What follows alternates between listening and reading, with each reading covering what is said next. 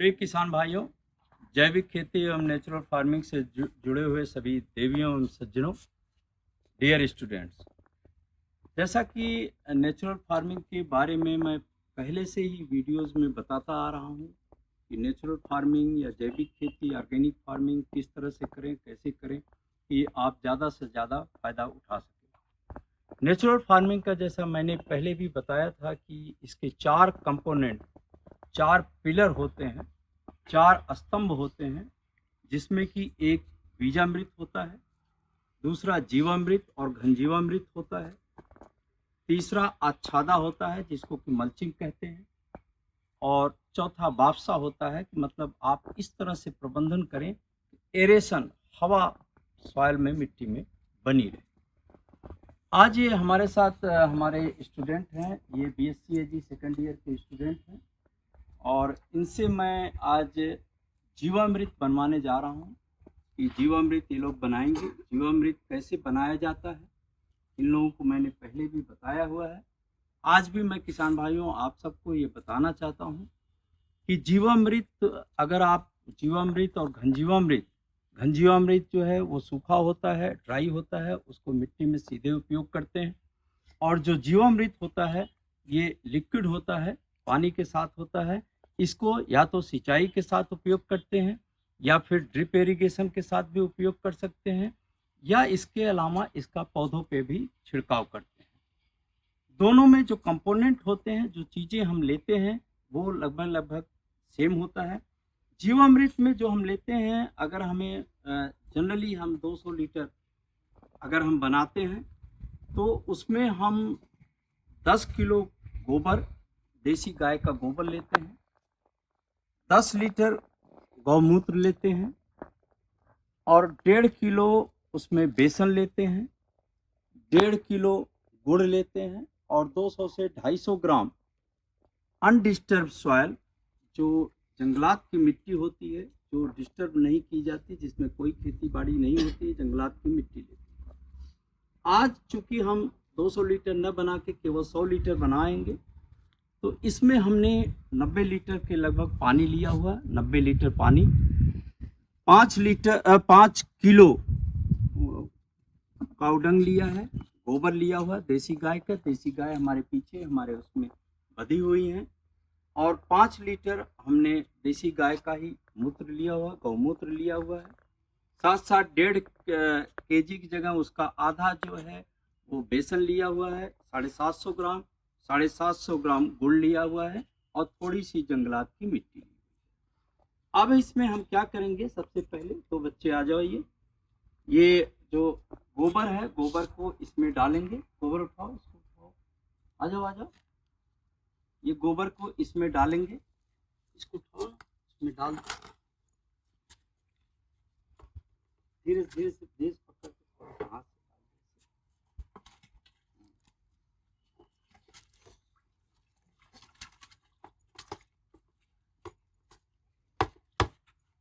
और जो भी इसमें डालेंगे उसको साथ साथ हमेशा, एक आदमी आओ, इसको मिलाते रहो, लगातार मिलाते रहो इसको,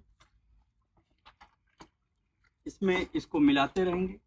अब इसमें 5 लीटर गौमूत्र डालो इसमें।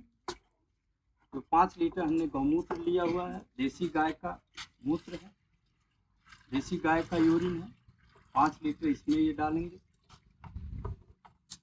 ये मिट्टी डालो इसमें,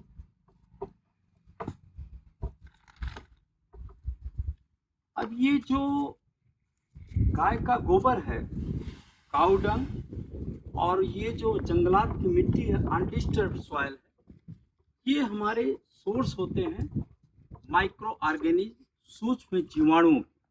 ये जो सूक्ष्म जीवाणु जंगलात में पाए जाते हैं, वो सारे सूक्ष्म जीवाणु जो हैं वो उनको बोलते हैं एग्रीकल्चरल इम्पोर्टेंस माइक्रो ऑर्गेनिज्म, जो कि पौधों को, फसलों को पोषक तत्व उपलब्ध करवाते हैं। और चूंकि इसमें जंगलात की मिट्टी और गोबर जो है, गोबर में भी ये देसी गाय का गोबर होता है, इसमें भी बहुत सारे सूक्ष्म जीवाणु होते हैं जो कि हमें फायदा पहुंचाते हैं। और साथ साथ गोबर में जो है वो ऑर्गेनिक मैटर भी होता है। ऑर्गेनिक मैटर और ये जो काऊ यूरिन होता है, ये काऊ यूरिन में भी बहुत सारे पोषक तत्व होते हैं। पोषक तत्व के साथ साथ इसमें एंटी फंगल प्रॉपर्टी, मतलब फंगस जो लगते हैं, रोग लगते हैं, जो फंगस से रोग लगते हैं पौधों में, उससे ये सुरक्षा करता है पौधों को। अब इसमें हम क्या करेंगे कि ये तो हमारे सोर्स हो गए, ये सूक्ष्म जीवाणुओं के सोर्स हो गए जो इसमें सोर्स डाले गए।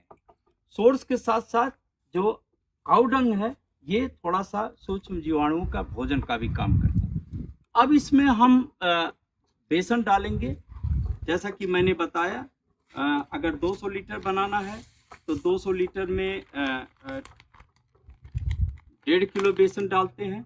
क्योंकि यहाँ हम केवल 100 लीटर बना रहे हैं, तो इसलिए इसमें हमने 750 ग्राम बेसन डाला हुआ है। और ये जो बेसन और गुड़ होता है, ये हमारे जो सूक्ष्म जीवाणु होते हैं, ये उनका भोजन होता है।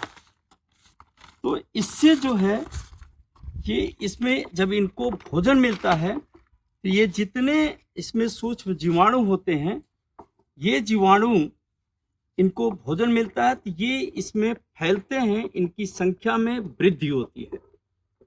और इस तरह से इसको चलाते रहेंगे और लगभग हर रोज 2 बार 3 बार इसको चलाते रहेंगे और इसको 5 से 6 दिन के लिए फर्मेंटेट होने के लिए इसको रख देंगे।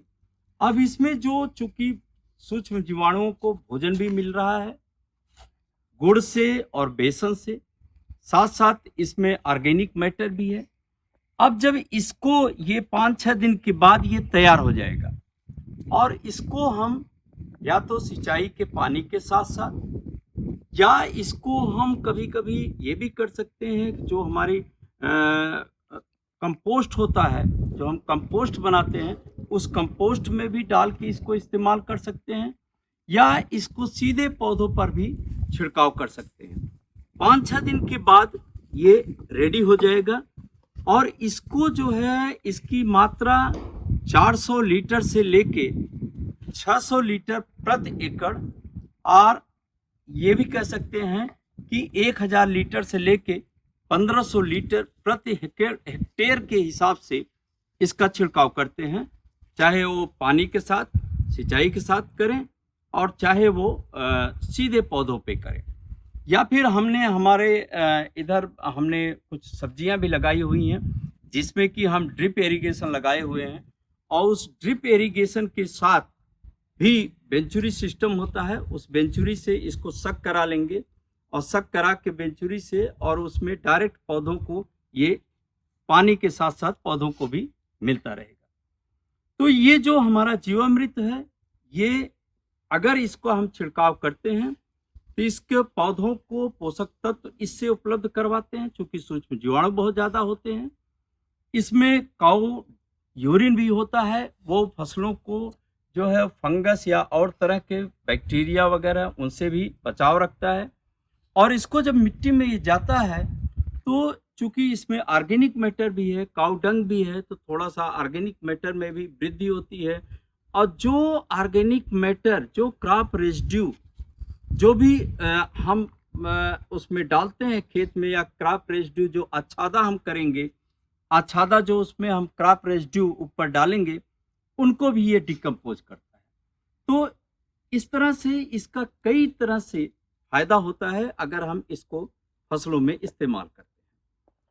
तो किसान भाइयों, आज के लिए बस इतना ही। हमारे इस वीडियो को आप ज़्यादा से ज़्यादा किसानों तक पहुंचाएं, जिससे कि जो किसान नेचुरल फार्मिंग कर रहे हों उनको फायदा हो और वो अच्छी तरह से फसलों उत्पादन करके एक अच्छा उत्पादन ले सकें, और जिससे उनके उत्पादन में भी वृद्धि हो। क्योंकि ये बहुत, इसमें बहुत ज़्यादा पैसा, ज़्यादा 150 रुपये खर्च होते हैं, और हम जब नेचुरल फार्मिंग करते हैं तो उसमें लागत भी हमारी बहुत कम आती है, और बहुत कम लागत से बहुत ज़्यादा फायदा हम उठा सकते हैं इन सब चीज़ों का इस्तेमाल करके।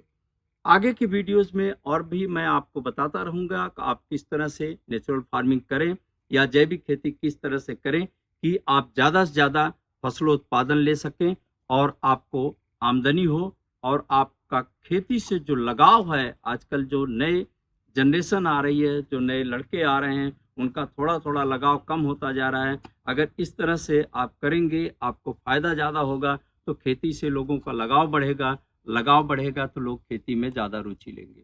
आज के लिए बस इतना ही। बहुत-बहुत धन्यवाद। जय हिंद, जय भारत।